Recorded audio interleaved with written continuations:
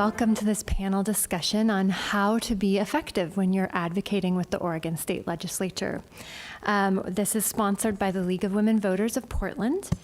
At the League, we aim to make democracy work by protecting everyone's right to vote, encouraging people to learn more about the issues happening in their community, and promoting citizens to speak up and take an active role in our government. This program is being taped by East Portland Community Media for rebroadcast, and it'll be available for online viewing at the League of Women Voters website, lwvpdx.org. The program is supported by a grant from the Multnomah Bar Foundation. Tonight's speakers are going to share their experience at being effective in working with the state legislature. They each have a different perspective, and we hope that their experiences will help you if you're thinking about communicating or advocating with the legislature. So each speaker will talk for about 15 minutes about their experience, and then they'll have a chance to ask each other questions, and then they'll answer questions from the audience. So if you have a question, write it down on one of these cards, and we'll ask it at the end. So our first speaker is Alice Bartelt. Alice's perspective is deeply steeped in her League experience. She's the chair of the Action Committee for the Oregon State League, as well as its parliamentarian. The Action Committee is our advocacy arm, and Alice is a registered lobbyist on behalf of the League. In addition to her League work, she has been active in many civic and advocacy organizations. Alice. Thank you. As Kristen said, I'm the chair of the Action Committee for the League at the state level. And what started out when I first started with about 4 or 5 of us working on issues, we now have about 20 people working on issues. So it's very exciting because we've been able to branch out. Our Action Committee is made up of, I'm the chair, and then we have 5 coordinators for different areas, and then they have people that are portfolio chairs under them. So an example is our natural resources is Peggy Lynch, and she has someone following air quality. She has someone following the environmental issues and like aerial spraying, we had somebody working on that. At the Elliott Forest, we had somebody working on that. So we have different people working on different aspects of what we do. We base our positions on studies that we have done at the state level, and we can also use the ones that are done at the national level to go in and advocate for certain things. So at this point, we have specific things that we can work on. Sometimes we're asked to work on things that we have no position on, so we don't work on it.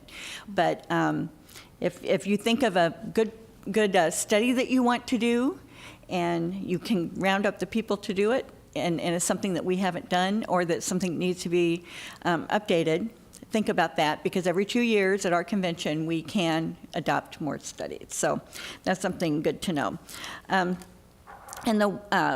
A couple things I wanted to talk about. One of them is a wonderful resource called the Oregon Legislative Information System. And in your handout, this is what I brought, the legislative process, and this gets handed out to our folks that come to the legislative process day, but not everybody can make that. Yes, it's back there on the table if you need one. And our Oregon Legislative Information System gives you the opportunity to follow legislation without even going to the Capitol. In years gone by, you had to go in and pick up bills and read them and then try to figure out where everything was by using their daily schedule. But now everything's online. So you can actually sign up if you're interested in a certain subject. You can go in and put that in to the search box, and it will bring up whatever bills are pending about that. And if you have a particular bill you want to do, you can follow that too, and you can sign up to get alerts when the bill is going to be heard in committee, or if it's going to be heard on the floor of one of the chambers. So it's a really wonderful resource for people in Oregon. so that you do not have to go to Salem in order to have an impact. Of course, the best thing to do is, if you can, but to meet with your legislators. But you'll hear more about that from the other two folks here. But I did want you to think about looking at that website, because it is really important in terms of keeping track of what's happening at the legislature. There's a lot happening. There's a lot of bills. We get over 3,000 bills introduced every single session.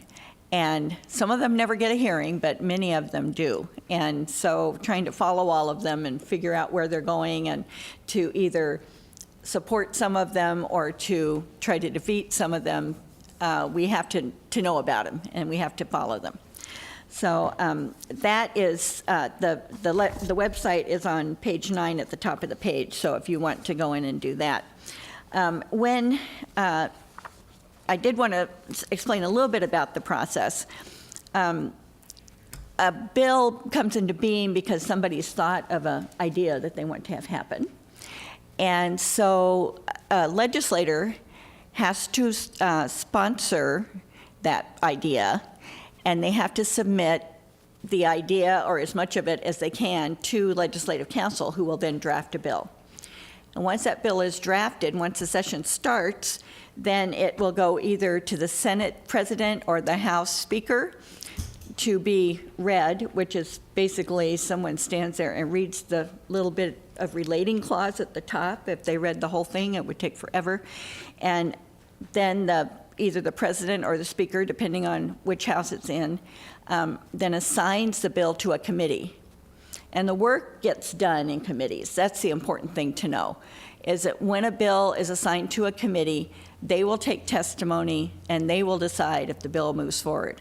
And sometimes a bill will be sent to a committee to die because the president or the House Speaker doesn't want to have it come up to be reviewed. So that is a very powerful, those two positions are very powerful for that reason.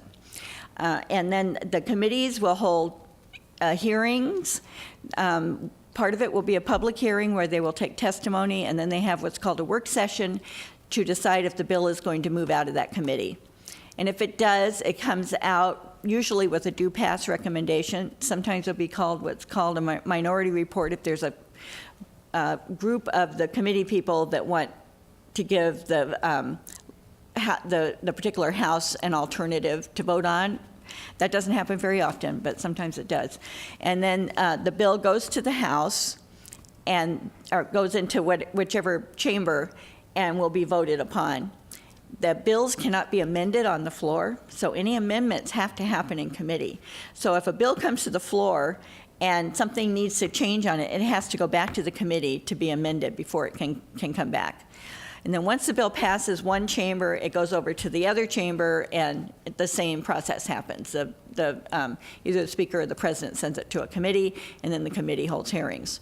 And if the second chamber changes anything, then they have to have a conference committee, and then both chambers have to pass it again. So it's a kind of cumbersome process, but it's meant to be, because we need lots of talking about how things work. As for the kinds of things too where you can have an influence, one of them is submitting testimony. One of the things that happens is that all written testimony goes in by email now. I mean, you can bring written testimony if you want to, but the legislature really wants everything by email. Some offices don't even have paper very much anymore. They mainly want everything online. So if you have testimony that you want to submit, it needs to go in by email. If you're testifying on behalf of the league, we have our own little process for approving testimony. The individual that's in charge of whatever that particular portfolio is will write the testimony, and then it has to be approved by myself, by Norman Turrell, who's sitting here, who is our president for the State League, and it also has to be approved by one other of by the coordinator that's under that person is under, and also by one other coordinator. So it gets really looked at and edited maybe too much, but I don't know. But there's a lot of eyes that go on to it. So if you are following something and you want to speak on behalf of the league, you have to come through us in order to do that. You can always go as an individual, don't mention the league, and testify on things. But for bills that the league has a position on, we need to know about it and have you go through the steps. And it's not too hard. We do everything online. We're pretty efficient about that. One of the other things that we do as a committee is we do during legislative session, the long one, we do a legislative report every single week, which brings you up to speed on the things that we are following. And I would advise, if during that session, if I would at least have you look at it to see if there's anything there that really you might be interested in and want to follow and want to help with, because we're always looking for help. There's so many bills, so many issues that we would like to work on, and there's only so many of us to do it. And especially in the area of our social policy, it's huge. It's a huge, huge portfolio. And so we could use more help in that direction. And Barbara Ross has been helping us in a little bit in her area, but there's a lot of places that we could use more people. So, and then lastly, there are some tips in this handout on pages 11 and 12 about what to do when you meet with your legislator, and how you can write to your legislator, and even with a sample letter. So if you're interested, we'd be happy to talk to you. We'd be happy to have you involved. During the session, we meet every week at the Capitol, the Action Committee does, and we're always happy to have people come, or you can even call in. We have a conference line if people want to call in. So we're really happy to have a lot more participation, because it's a huge job during the session. It's really huge. And even in the interim, we have 3 times that the legislature meets in between the sessions each year, and we monitor those as well, and we do a legislative report, which you'll be getting in the next couple of days, about what happened during those interim hearings. And those interim hearings are important because they are oftentimes setting up bills that will be heard during the session. So it's kind of like preliminary testimony or preliminary ideas about what someone wants to bring forward during the next session. Now in Oregon, we have a long session that happens during odd-numbered years, and that goes usually from February 1st till about the first week of July. That's the longest it can go. And then in the short session, it's only 45 days long, which starts on the 1st of July of February and goes until the middle of March, and it moves fast. I mean, things are just going like that because that's not much time. The short session was originally intended to take care of to help rebalance the budget, because we'll get more information about how much money has come into the state. And then it's also meant to clean up anything that they discover was in laws that were passed before that may not be working right, and they may need to do some tweaking to those laws.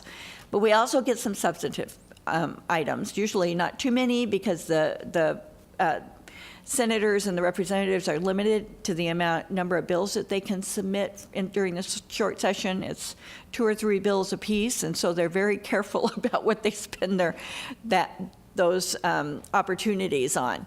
So, but during the interim is also a good time to get to know your senator and your representative, and that's probably the most important thing. Is that after the election, we always ask that you go meet with your new senator, or go meet with your senator or your representative who's been elected or reelected, just so they know who you are, know that we're concerned, know that we have concerns about certain things. If you're, and you can even talk as a constituent if you happen to be. But that personal relationship is really important, and you're going to hear that from our other 2 speakers. But it is really, it's an exhausting experience to work at the legislature, but it's also very gratifying because we oftentimes come out with very good results. And I'll be happy to answer questions later. So, Thank you.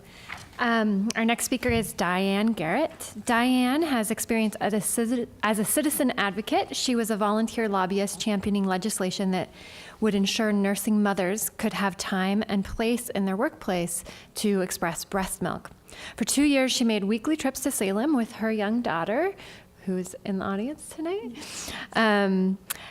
to talk to legislators and build momentum for the legislation, which eventually did pass, and we think is the strongest legislation of its kind in the United States. I think it is, unless I'm not mistaken, yeah. I'm really honored to be here and get a chance to share my story with all of you, because it's hard to believe it's been 10 years since my bill passed.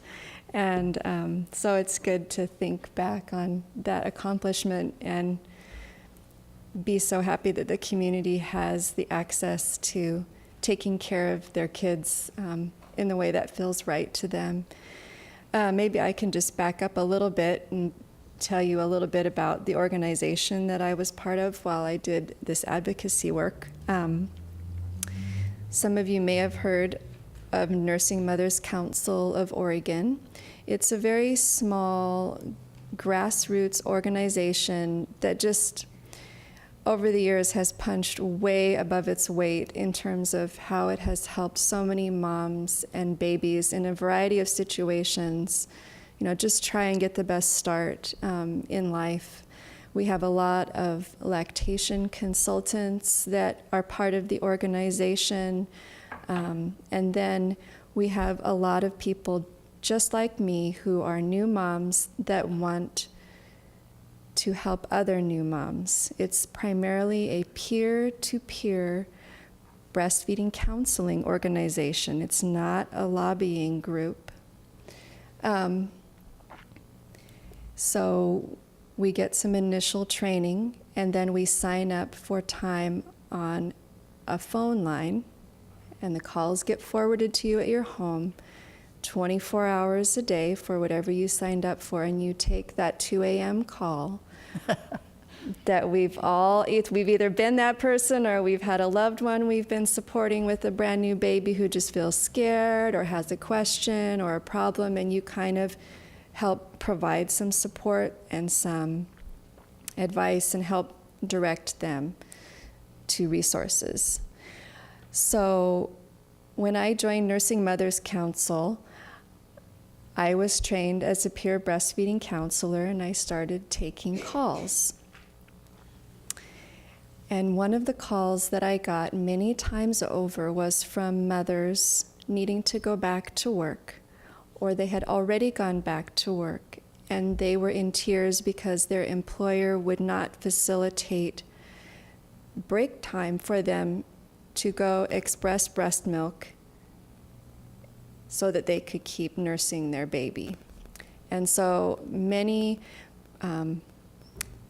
infant nutrition choices were being driven by the flexibility of an individual employer. And after I had my heart broken on several of those calls, I started to get upset about this. And I went to one of the leaders in our group, and I said, what must be done about this? And she smiled and said, we must pass a law. And I said, sign me up. I don't have any experience with any of this. I'm still a fairly new breastfeeding peer counselor. I thought I was just going to be helping moms on the phone. And all of a sudden, in the fall of 2004, like November, the session is like coming very fast. We formed a legislative committee to continue pushing forward, making a time and a place, simply expected, like you get a 10 or 15 minute break or a lunch break, that you have this opportunity. So, like I said, we're a very small grassroots organization. We'd never done an advocacy push quite like this before, although this issue had been moved legislatively since about 1999. What the issue lacked was a consistent person that would commit to being the face for the issue. And that is one of the things. I have three things that I learned that I wanted to share with you from my experience. And one of those things is you need consistent, passionate lobbying, like what Alice was sharing. And you need powerful champions. And then you need access to media. Those were kind of the three, and you need a little bit of luck. But those were kind of the three things that some of it we kind of saw immediately, and other things we kind of learned more about along the way. At the time, at the federal level, the CDC and DHHS were exploring ways to really inject life into grassroots community efforts around health issues, specifically like breastfeeding. And so Nursing Mothers Council was given, they became a community demonstration project. Maybe some of you are familiar with that. What it is a little bit of money and a whole lot of work and a whole lot of chance to learn and connect with people. And one of the big outcomes from that was we learned all about how to connect with media and how to really leverage that opportunity. None of us had government relations experience. We learned how to write press releases. We learned how to contact the media, all of these kind of nuts and bolts things that help you learn how to use that to your advantage for visibility. Now, 10 and 12 years ago, the media landscape was really quite different. So I don't know that I can speak to all of how people are leveraging it now. And, during my time, print media was, we still had a daily Oregonian that was happening. And it just seems like ancient history, but it really wasn't very long ago. So just as an example of how we were able to use media, or how that kind of gained momentum, in the beginning, Jeff Mapes did a personal interest story. It was kind of a little sidebar in the community living section, and he did kind of a personal interest story. And then eventually we got on the business section page. Which was kind of another step forward and maybe a different audience to be able to speak to about our issue. And then eventually we made it to a face-to-face meeting with the editorial board at the Oregonian. And then we knew we were really playing with real money, because when the editorial board speaks favorably, gives a favorable opinion of your issue, then it generates a lot of conversation in the community.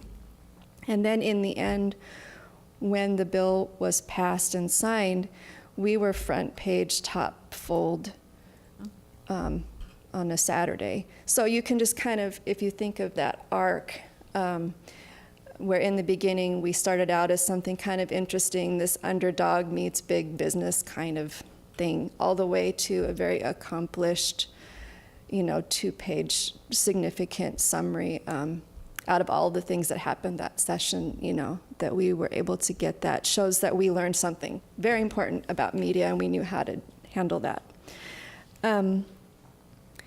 Regarding the consistent lobbying, as I said, 2005 wasn't the first time people had taken a run at this issue. Nursing Mothers Council just decided we were going to see if someone would go down and do it, and I said I would go down and do it because I was able to. Little did I know. And we had a mentor. I don't know if some of you know Ann Kelly Feeney. You might know Ann. She was a member of Nursing Mothers Council at the time, and she was an experienced lobbyist. And so she said, well, I'll take you down there.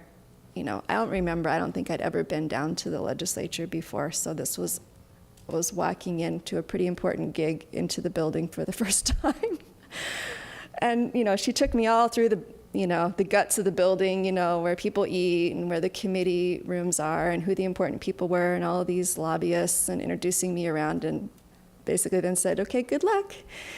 And so I just started trying to learn the ropes. And in that first session, of course, we were very late to the game, but the Senate has always been friendly to this cause.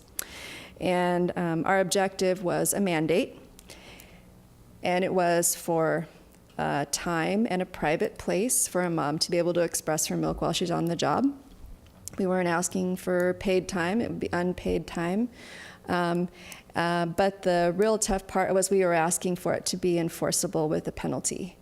And that right away drew a lot of red flags with the business community, of course. And we didn't have the savvy, nor was the political climate such in 2005 that we could prevail with a mandate. But we did get our bill all the way across the finish line as an encouragement. And we gutted our own bill before someone else could gut it, so we could have some dignity.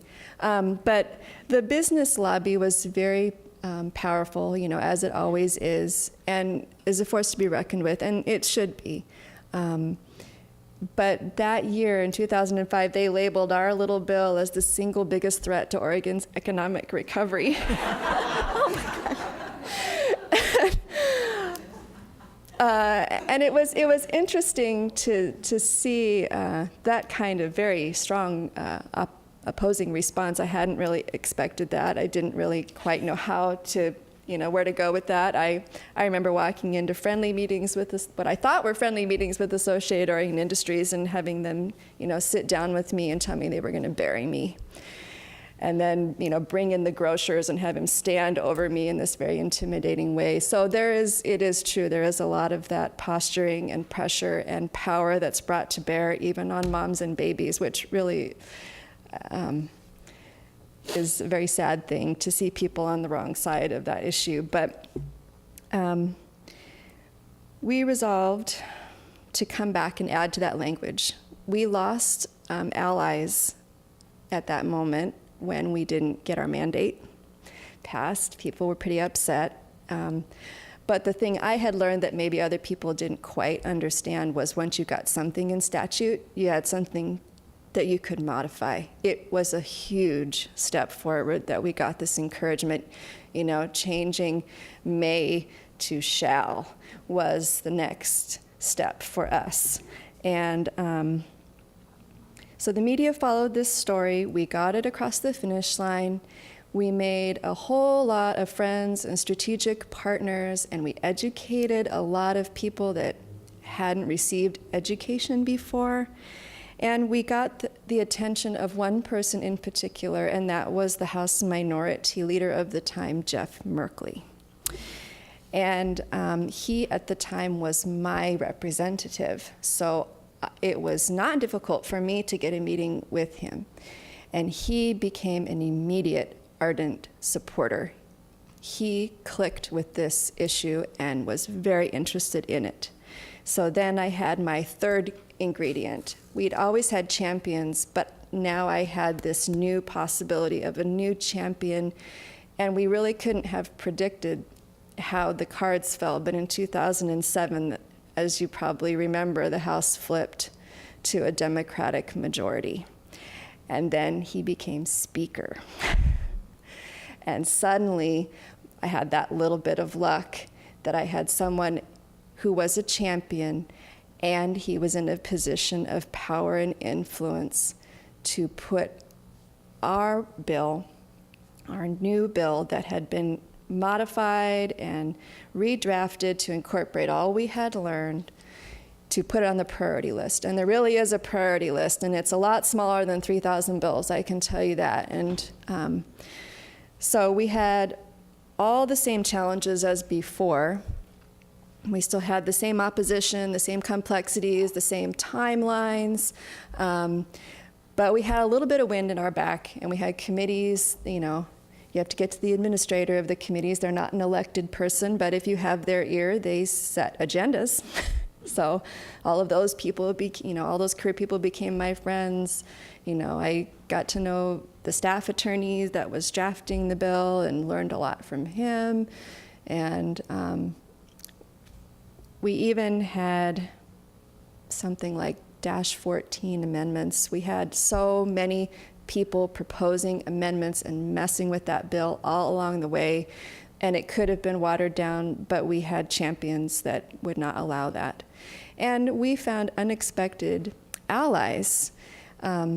There were women who were strongly opposed to it when you would think this would be a natural issue for them, and there were men that strongly supported it in ways that you wouldn't have thought. I mean, I still remember Andy Olson from Albany. He supported the bill, and he's, a police officer, and he pulls a story out about how he was able to support one of his employees through all of this, and I thought, you just never know where you're going to find someone on this particular issue that has a personal story that has impacted them and transforms them into a supporter for your cause.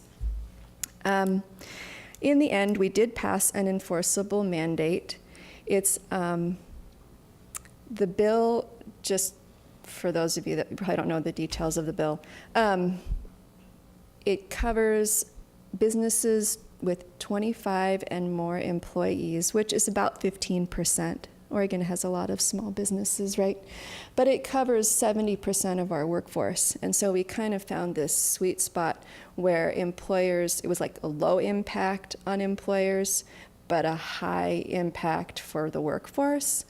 And that pleased everyone in a way that I was pleasantly surprised by that. I really didn't know what we were going to get. We were looking at 50 and up. Well, that was kind of not so great. So we fought for 25 and we got it.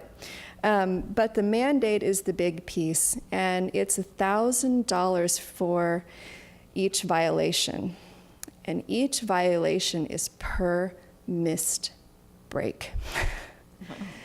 So this got everyone to stand up and take notice, and no longer were employers going to say, we're so supportive of moms and babies and families. We just want to do it our way. We don't want a regulation. We don't want to be told what to do. And we were able to say, no, we're going to do it this way. And you're going to make way for the moms and babies. So that is kind of the big arc, of our story. And I think I have a couple of postscripts, and I probably ran out of time, but I'll be quick.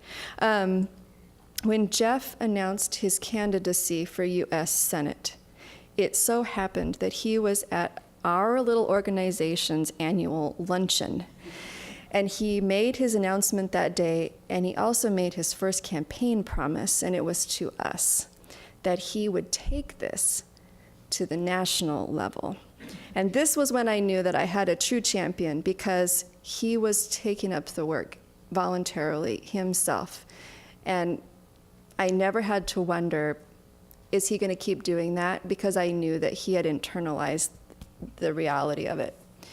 And he was able to make good on that promise when the Affordable Care Act passed in 2009, and he rolled language very similar to Oregon's into the Affordable Care Act.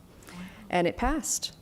And that's pretty amazing that he did that, and that he found his allies and opportunities in unexpected places. As Alice said, this work is enormously challenging. It does require keen instinct, it does require determination, and just you have to have an intrinsic passion for it, because there's so much push and pull in the legislature, and it really is a power struggle, and people often seem to lose sight of what they're even talking about sometimes. They can get really distracted by all of that.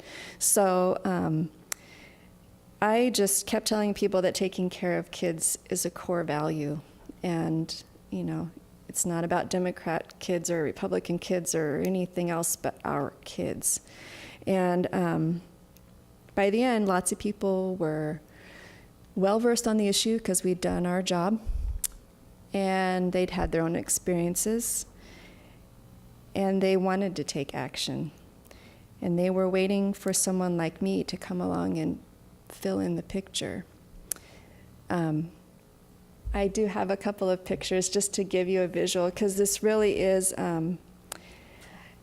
it's not, so this is a picture of, we had a bill signing, and this is Governor Kulongoski signing our bill in May of 2007.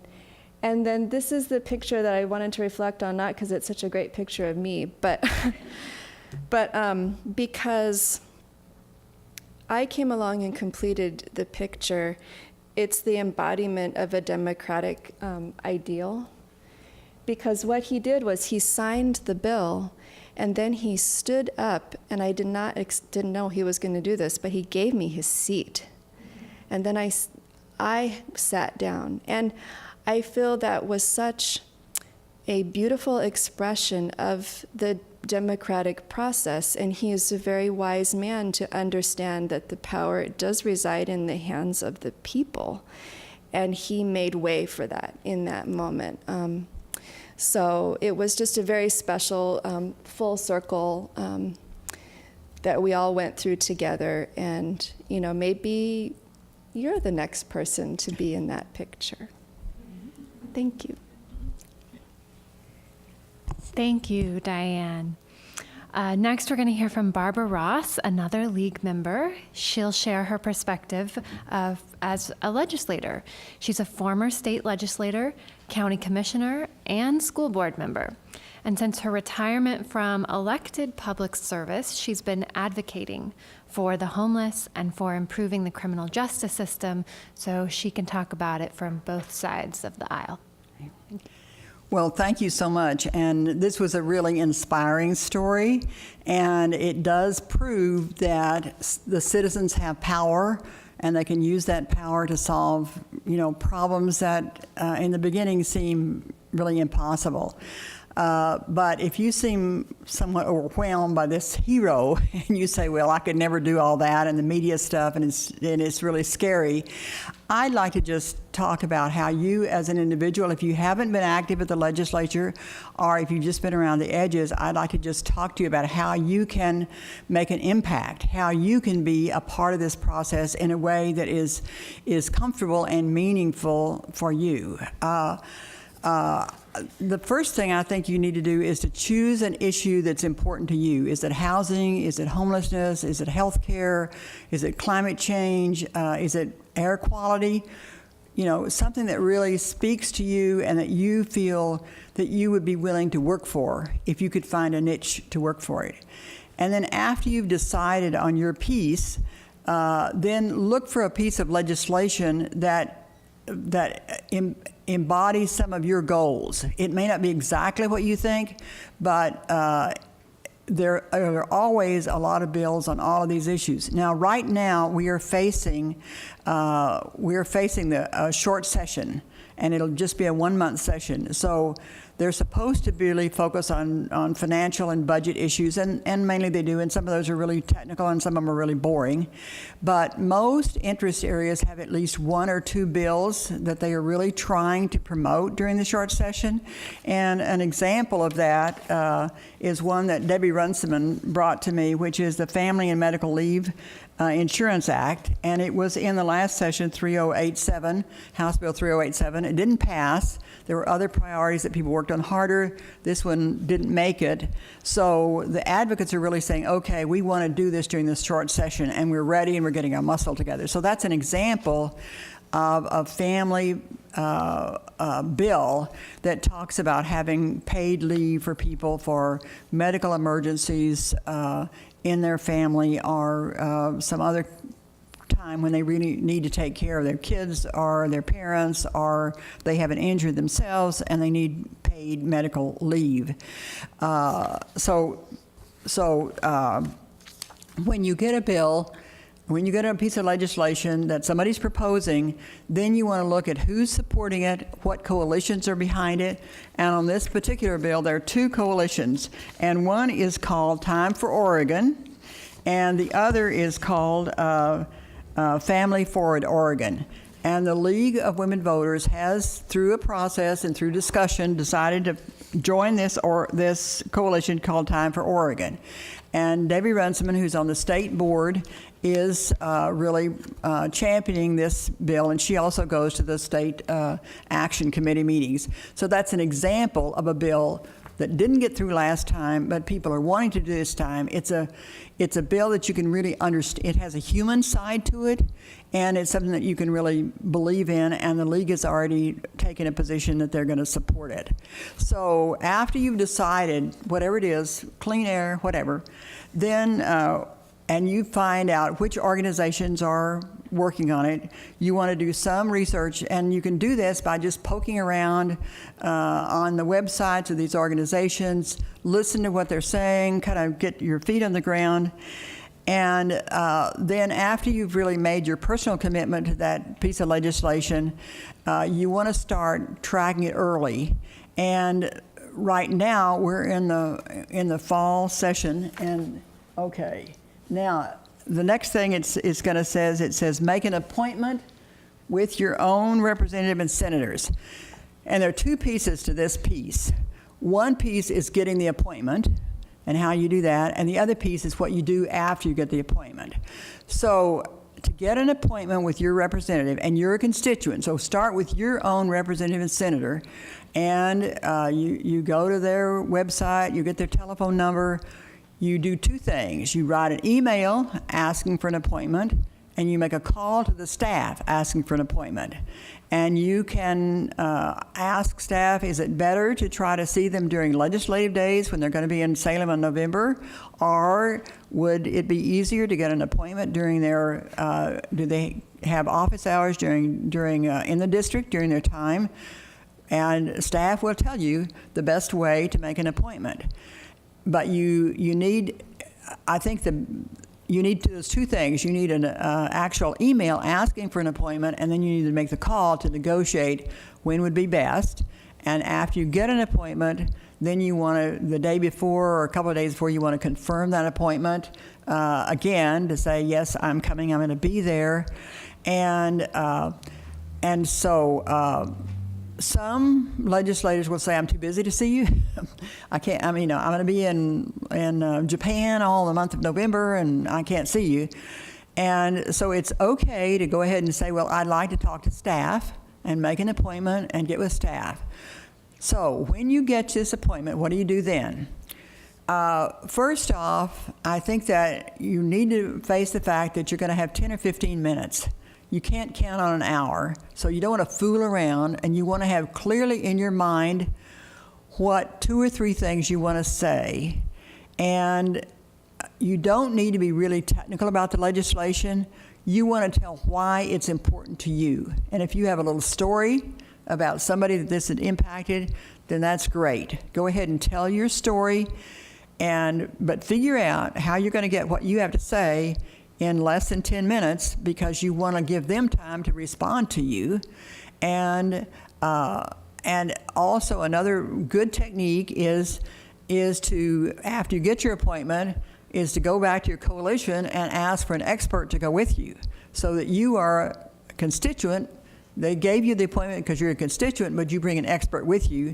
And usually you can get somebody from the coalition to go with you, so that you have somebody who knows the nuts and bolts of the legislation, is ready to respond. So, about 7 minutes into the time, you want to begin to ask their opinion. What do you think about this? Do you think what do you think the chances of this passing? Who do you think will be for it? What are the opponents? What are the things that are against this? And then you want to wrap up. You don't want to be too long. And again, being sincere, being yourself, not trying to pretend you know more than you are, not trying to be too technical. And then also at the end, you ask their advice about how can we support you? How can we help move this forward? Then as time goes on, you're going to find out which committee this is going to go to. You're going to try to get an appointment with the chair of that committee, go through the same process, call, and since if you have a bill that's supported by the League of Women Voters, you can say, I'm with the League of Women Voters, we'd like to come in and see you, have a brief appointment. Always bring a piece of paper with you. It's either your letter that you've written, or it's a fact sheet from the coalition that you have dealt with. And again, your personal sincerity, your passion, and your reasons for supporting this are really important to that legislator, then you can ask their advice and say, how can we help this? What's your advice? And also develop a relationship with the staff, because you may want to call back and ask staff, did I understand this right? When is it going to come up for a hearing? Now, when it's set for a hearing, that's the time when you want to be sure that you make contact with the committee members. And you can just go to the Capitol, walk to each of their offices and say, I'm with the League of Women Voters, and I know this is coming up for a hearing on Thursday, and I want you to know that we strongly support it, and here's the fact sheet about it, and if you have any questions, if your representative has any questions, we'd be really happy to do research and respond to questions that you might have. Then you can submit testimony. And again, as Alice said, if you're going to testify in the name of the league, then you want to draft your testimony, send it through the chair of that portfolio. They'll fix it up a little bit, and they'll say, well, this is not very league-like. The way you've said it is just really too obnoxious. And then they'll pass it on, and they will approve it, and then it'll be sent to the committee. So it needs a few days to get that done. But if you decide to testify in person, then your testimony will have been submitted. You go in and sign up, and when they call you, you can go up, and you don't have to read your testimony. You can say, again, in a very sincere way, this is why I think this is really important. This is why we really appreciate the support we've already gotten, and this is why we think it's really essential for the state to get this passed. So after the hearing, you want to send a little thank you note to everybody that has voted yes on your bill, and again, reiterate how important this is and how much we appreciate their support. And then there will be a work session, and then at the work session, that's when the actual vote will be made about whether, and then with a do pass recommendation, it'll go to the House floor, and you want to watch on your home computer at home. You don't necessarily need to drive down there again, but you want to watch the debate, hear what people say, hear what's brought up against it, and there may be opposition, and it's really kind of important for you to hear that, because next it goes to the Senate, or if it was in the Senate first, it goes to the House, and it will go through the same committee process. And you can go to your senator and say, how's this going to go? And they will tell you it either is going to be really easy to get through, or it's going to have a lot of lumps and bumps on it. So let's see. All right, so it can go after the committee. It can go either, if it's been delayed, it'll go to rules where you have to go through the committee process again, or if it's money, it goes down to Ways and Means in the subcommittee. They'll have a bunch of hearings down there while they try to figure out if they have enough money to fund it. And then after that, those processes, then it goes to the other house. So you need to watch where it's going. Also, the amendments are important, because sometimes the amendments gut the bill. Sometimes the amendments are something that you want to speak out against, and sometimes the amendments are, good things that have been brought and make it stronger. So attending coalition meetings and talking to other coalition members and talking to other people, listening to what other people say, really kind of pulling together what the opposition is saying, what's the other side saying, and that's particularly important to gather that when you have testimony in the second house, so that you are addressing the opposition, the arguments that have been brought up against it. When you're you can submit the same testimony, but you can also go back and add and respond to arguments that have been brought up,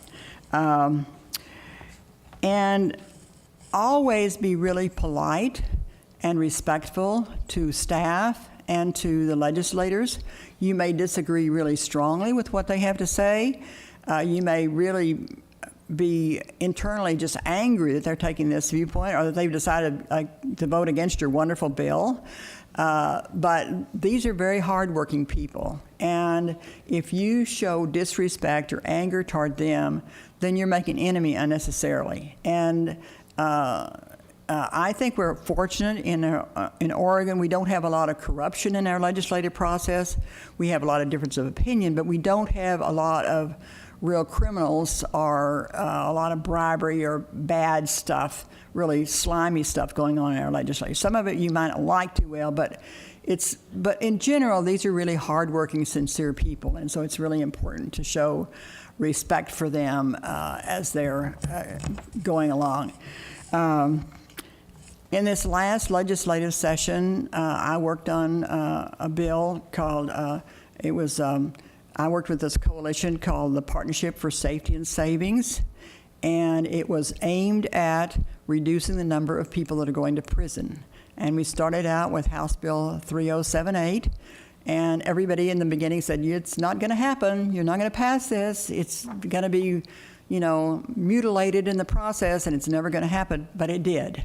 And it did because we had two very fine lobbyists who knew what they were doing, and we had a big coalition, a broad coalition, and we had a lot of people, individuals, volunteers like me, who were willing to go up and talk to legislators and support our lobbyists. And in the end, there was some compromising, but there was excellent discussion and dialogue, and we gave plenty of a chance for the opposition to voice their opinions and their viewpoint, but we stuck to our guns that the 5 components of that bill needed to be done if we were going to reduce the number of people going to prison, and if we were going to avoid building a new large, expensive facility, and we were going to avoid opening a new women's prison. And so we were successful, but it was because a combination of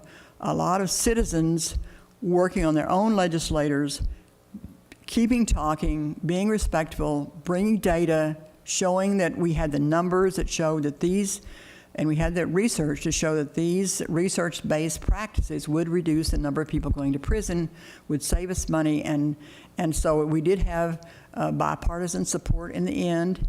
It was thin, but we had it, and so I felt very good to be for the League of Women Voters to be a member of this coalition that was able to get this really important legislation passed. So it was very rewarding for me, and I think that if you put your shoulder to the wheel and you join other people who believe in the things you do, and that you join with them, that you can really enjoy the process and learn a lot at the same time. Thank you. Now I'll give you a chance to ask questions of each other, if you have any for each other. Alice, talk a little bit more about the chairs of the portfolios and the process that they go through to approve testimony. If somebody wants to submit testimony, exactly how they do that. Right. We have the chairs of the portfolios are usually, like Barbara, where they've got a certain section that they work on, and then we have coordinators. We have a coordinator for natural resources, we have a coordinator for governance, we have a coordinator for education, we have a coordinator for social policy, and then we also have a coordinator for access.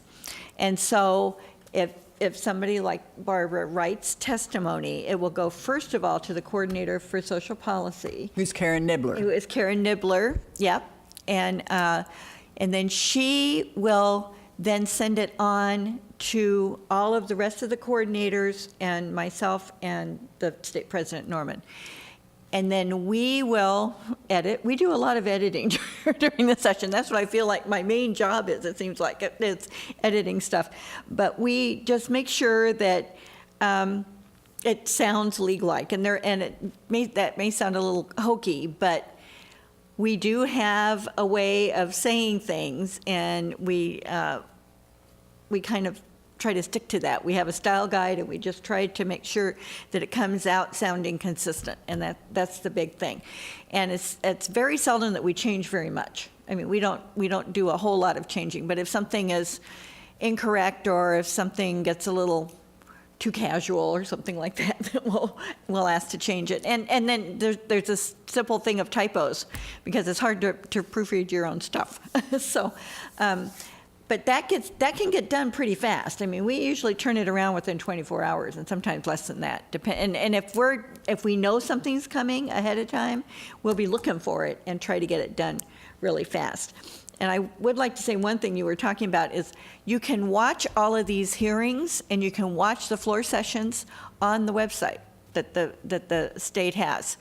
So if you're really interested in a bill and you want to hear what the legislature has to say about it, or what the committee is saying and that kind of thing, you can watch it without having to actually be in the room.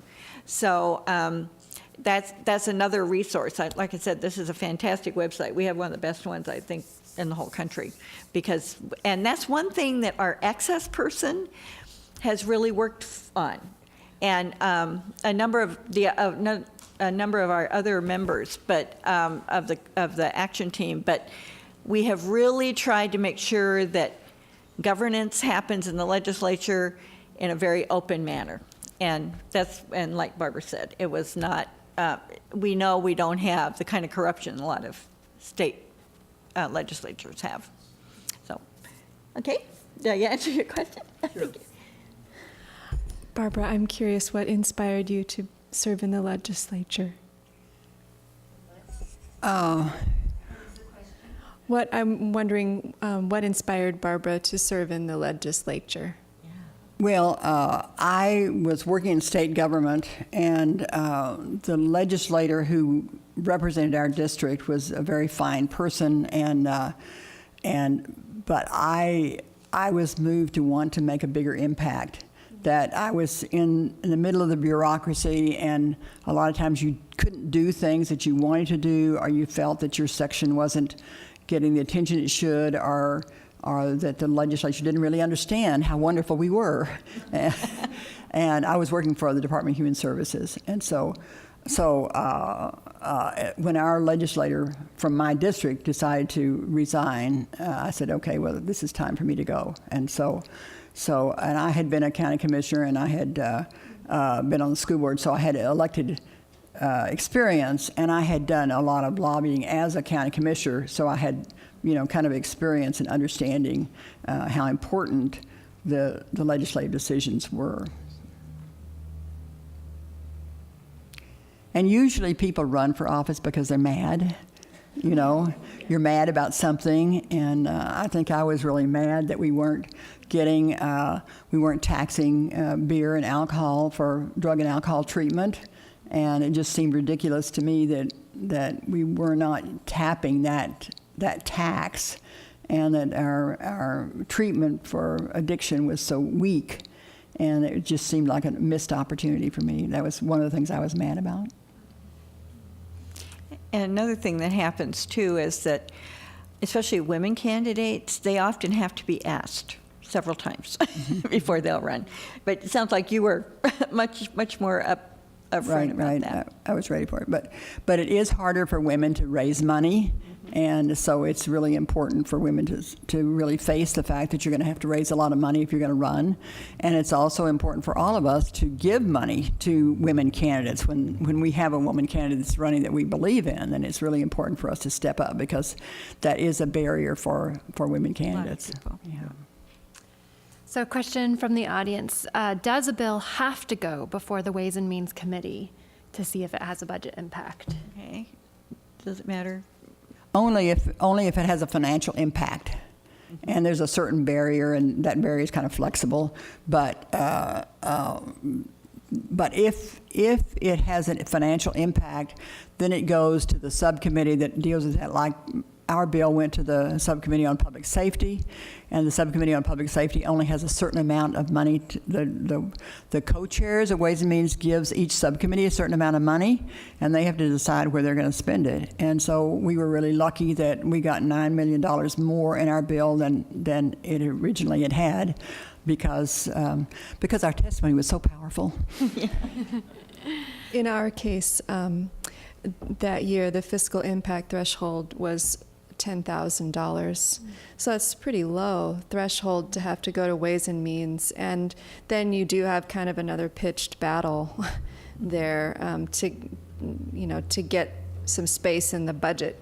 And we worked with the labor commissioner at the time trying to understand, what fiscal, and he didn't feel that there would be. And so that was really helpful to us that we were able to stay below that threshold and go by that big committee, that extra committee process.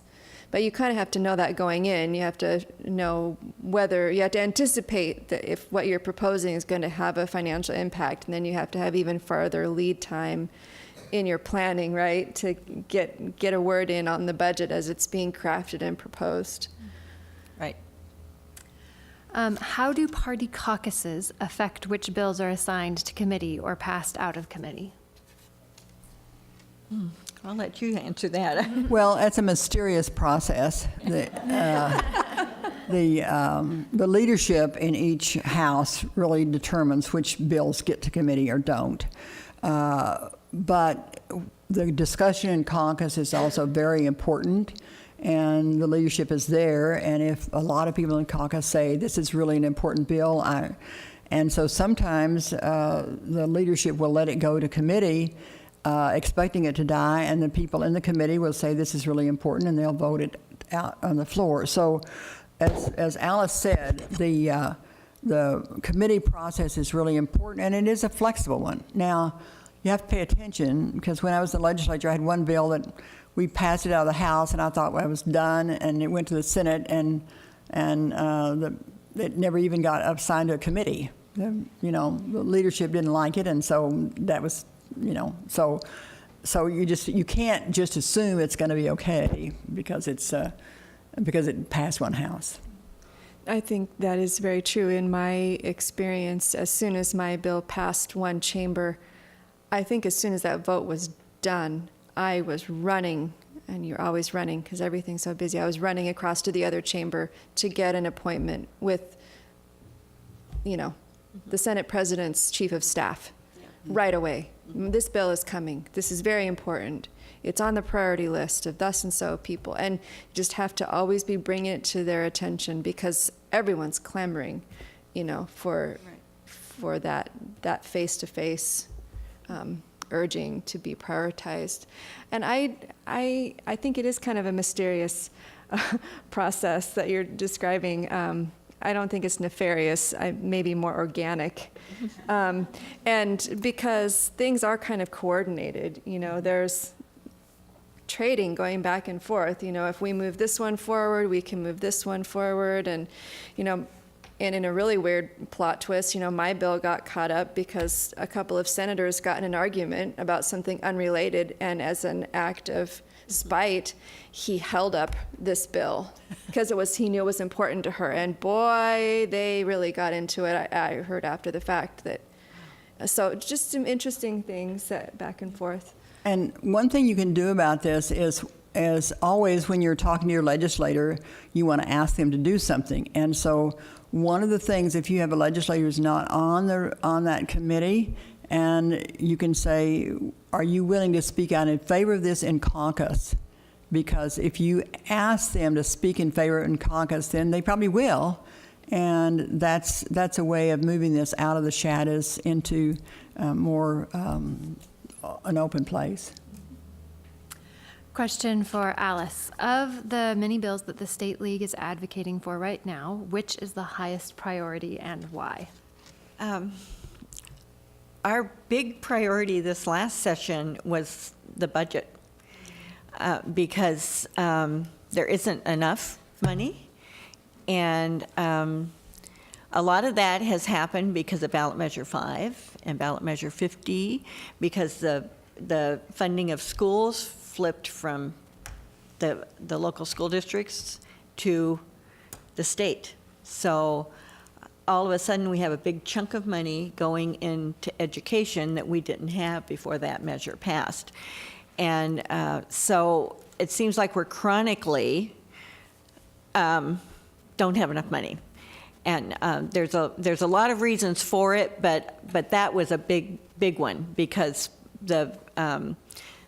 before ballot measure 5, 2/3 of the money came from local government, came from the local school districts, and 1/3 came from the state. And so when that changed, it totally flipped the ratio. And so it's been really difficult since then to try to have enough money. And then we were constantly watching both the revenue committees and Ways and Means to be ready to testify about this bill or that bill, depending upon which budget we wanted to try to increase, or we rarely testified against some spending, but usually we were asking to spend money on specific things, but also to look at things like tax expenditures, which are our deductions and our tax credits. And we've been talking about that for a long time, because we actually have a higher level of tax expenditures than we have of taxes. So we allow an awful lot of items that could be taxed that we don't. And we need to keep looking at those, because, and then there's also the issue that in order to raise taxes in this state, and that's another vestige of our ballot measures, is we have to have a 3/5 vote in both houses. And that's really tough to get. And so we've been trying to figure out ways that we can testify and say, yes, this would be good to do this, or yes, it would be good to do that. I mean, we've supported things like raising money, like raising the taxes on alcohol. And you talk about a lobby that's powerful. I mean, we've been trying that for years, and it's still back when I think the last time it was raised was like in the 70s. So, I mean, it's things like that we have a position on. We want to, and we've supported income taxes. Not income taxes. Excuse me, sales taxes, and we will probably be taking a position to ask people to vote yes on the taxes being referred to, that probably will make it on the ballot, that's being referred to the electorate in January, because we're trying to keep our Medicaid population the same, have the money to pay for people to have health insurance, and taking that much money out of the system will be very difficult. It was interesting, I think it was in one of the Oregonian in the last couple of days, somebody wrote an op-ed asking the people that oppose this tax where we're going to find the money to replace it. And I'll be interested to see if we get an answer to that. But at any rate, so that's been our big focus, has been trying to have enough money to fund government so that we can provide the level of services that we need to. We all know that the Department of Human Services is really, their case managers are just having too big a caseload to do a good job. And so, our foster care system and all those kinds of things are not getting the kind of funding that they really need to have. And it's difficult. I think most of our public servants, especially in the state government, are working very hard and trying very hard to save money where they can, and to do the best they can with what they have. Question for Diane. Did Nursing Mothers Council provide any suggested bill language when initially bringing the issue to the legislature? Yes, we drafted the bill, but we did it based on some earlier iterations. So yes, we did draft the bill, and that was kind of an interesting experience because I'd never done that before. So when I had a bill sponsor, then she, gave me permission. She gave me a note from mom, is what they call it, so that I could go down and work directly with one of the staff attorneys. And in the original draft, we got to the point of enforcement mechanisms. And being the ignorant person that I was, when he asked me, what enforcement mechanisms do you want? I didn't know. And so I said, all of them. And to his credit, it's not his role to say one thing or another. It's his role to craft it correctly. And so he did. And then I was trying to get some feedback from the business community about this. And Ann Feeney had gotten me a referral to Precision Cast Parts. And I do not, to this day, know how this happened, but I got a meeting with like all 10 of their high-level managers. And I walked in with this bill with, it was like I was holding a bomb in my hand or something. I have never been taken out quite that way, and I realized that I had a lot to learn about drafting legislation. So fortunately, we weren't deterred by those challenges, but there are really wonderful career service people that do the budgetary evaluations and that do the legal work day in and day out. And I can't imagine what it's like for them when they have a personal opinion and they can't say anything. They take all comers from both sides, and then they can't tell you who's doing what amendments. So it's a very interesting process, the drafting part of it. How can the league be nonpartisan if they are lobbyists? Lobbyists. You want me to answer that? Partisanship has to do with parties. And we are not, we do not support candidates, we do not support political parties. And being a lobbyist merely means that we are there representing an organization. And I'm a registered lobbyist, and I think most of our coordinators are. I don't think anybody else is. And the main thing is that gives us a certain amount of credibility. And but I'm there to talk about the positions that the league has. I don't take a position on candidates when I'm in front of these folks. I don't take a position on parties when I'm in front of these folks. I just, my job is to represent the league and our positions that we have studied and taken over the years. So lobbying and partisanship are two different things. And most the lobbyists that are there, I don't know which parties. In some cases I can kind of guess which party they belong to, but that doesn't really mean very much. So I guess that people have a hard time understanding what partisanship is, and really partisanship has to do with a party affiliation and the candidates that may be running from each of those parties. Right, and I think that the league is credible because they deal in facts, Yes. They study things, and they only lobby for things that they have studied, that they understand the data for and the backing for, and they don't take up frivolous or odd positions that don't have a basis. And then our lobbyists and our committee work with both sides, and we are again being respectful of anyone, listening to their opinion and giving our reasons. And I think that's one of the reasons that the league is seen as a credible organization and nonpartisan. Explain the consequences of Secretary of State letting signature gathering before language faces a legal challenge. Do you? Oh, you're talking about the ballot measure think so. titles? Yes. Yes. We're not really in favor of that, and partly because the ballot titles that a person that's submitting a petition might make up may or may not really be truly reflective of what's in that ballot measure.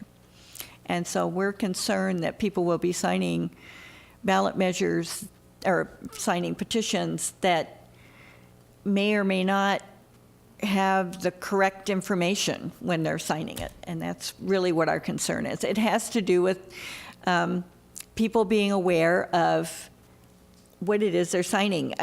The thing is that ballot measures are probably the worst way of legislating in the whole world, because they don't get looked at for legality beforehand, and they also have unintended consequences. That's why we have a legislative process, and ballot measures don't get to go through that very often. Well, ballot measures that are petitions from the public don't. Sometimes a referral will be made by the legislature because they want the citizens to vote on something. That usually happens with taxes. And then what we've got coming up in, probably have coming up in January, is a referendum where a group of legislators who did not like the fact that this tax passed and with the Medicaid bill got petitions out and got people to sign them, and probably enough to put it on the ballot. But the main thing with, doing ballot measures, doing legislation through ballot measures is just, it's really tough. Of course, we got vote by mail that way, but we had it go through the legislature a couple times and vetoed by Governor Kitzhaber, because at that point people were convinced that it would be a bad thing. But for the most part, we do not get involved in ballot measures until they've been certified, for one thing. And so having people out there signing petitions where we don't know for sure whether or not they even understand what it really says, that's the point. So we haven't taken a particular position on that rule. At least I don't think so, have we? Yeah, have we taken a position? Okay, and are we against it, I'm assuming? Personally. Yeah, partly. It's a long discussion. Yeah. So, but at any rate, it's, ballot measures are always problematic, I'll tell you that. And especially the ones that come from our citizens, because oftentimes they just have not thought them through. And ballot measure 5 is a perfect example. We've become and the other thing is the kicker that got put into the Constitution. So we've got two really crazy things that have happened through either the initiative or through a referral, and it's really made it hard for our legislators to be able to fund our government adequately. Can you share any tips on how to educate yourself before signing a ballot initiative? Don't. And you saw that Think Before You Ink back there. You need to read it. And how many people take the time to stand there and read what it says on it, on the paper? Most of the time, many of our folks will say, or there'll be people out trying to collect signatures, and they'll give you a synopsis that they've been told what it is. But it's, there's a reason why the correct ballot title needs to be on a petition, and have enough information so that the person knows they can read it. And no, but I agree with you. For the most part, we don't want people signing because it means some crazy stuff might happen.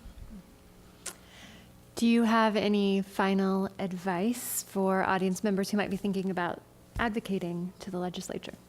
Well, just one thing.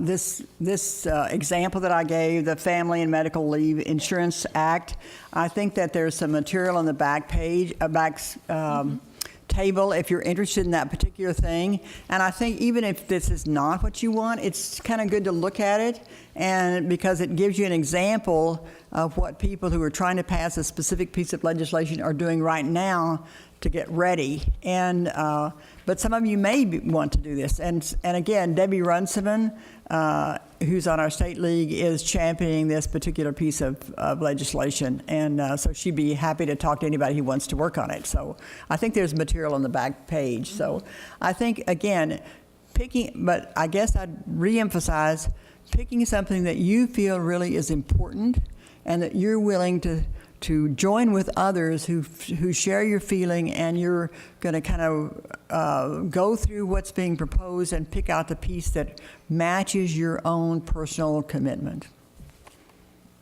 I think I would echo that sentiment. That's certainly what drove me forward. It was an issue that was very personal to me. I could see how it would make an impact across the state. And it's very important to feel excited about the work that you're doing and to feel deeply about it, because it, like Alice said, it's tiring to be pushing forward on something. So you've got to have that enthusiasm. And working with other people is always such a privilege. You meet so many hardworking people along the way that care so deeply, and subject matter experts that you learn a lot from. So, yeah. Mm-hmm.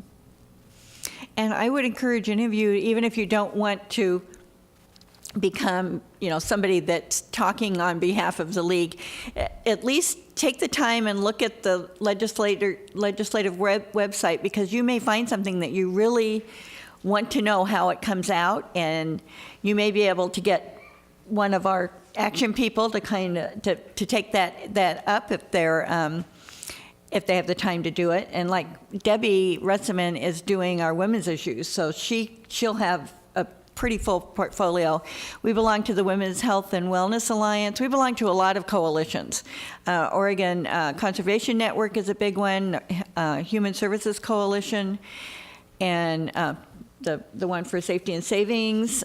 So we join coalitions to become stronger in terms of working on specific bills that all of the group can support, and having a broad representation really does help to get things through. But if you're interested in anything, I would urge you to just go on the legislature's website, and if you see something that you're interested in, you can contact me. You can contact any of our portfolio people, and ask us, or at least let us know what your opinion is, because we'd like to hear it.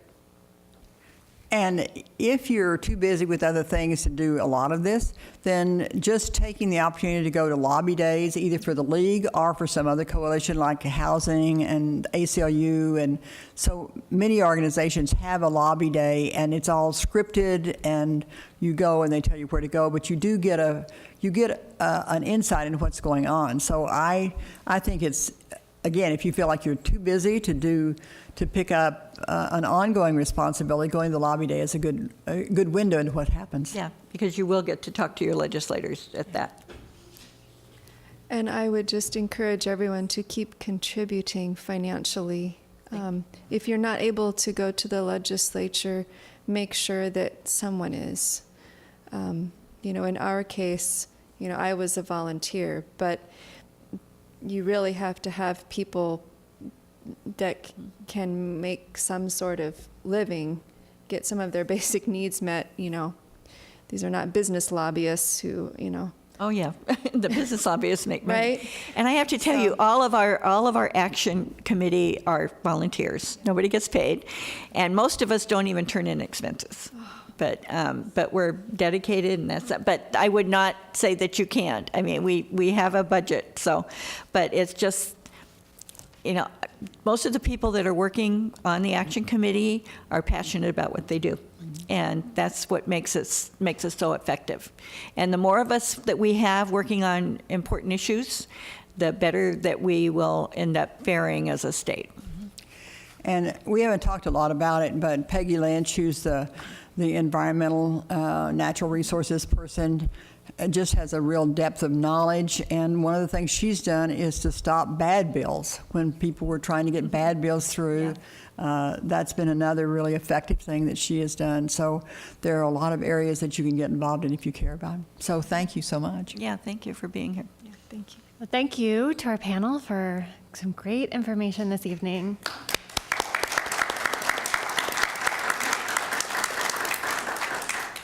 This concludes the recorded part of our panel for the evening. If you want to see this recording or send it to your friends, take a look on our website, lwvpdx.org. And thank you to our donors, the Multnomah Bar Foundation, the Ethel Noble Memorial Bequest, and Metro East Community Media for their support of this program. And thanks to all of our audience and to our volunteers tonight. This has been a production of Metro East Community Media and a presentation of the League of Women Voters of Portland Education Fund. Thank you.